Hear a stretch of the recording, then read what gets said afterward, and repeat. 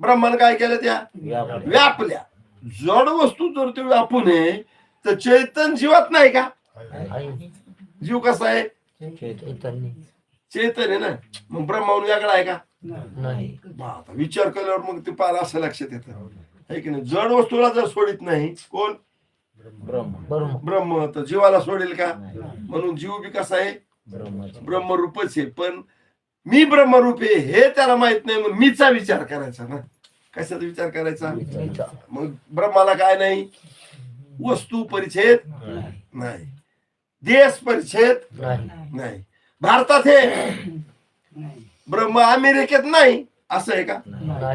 रशियात नाही असं आहे का? बंगालमध्ये नाही. असं आहे का काही? ब्रह्म कसं आहे?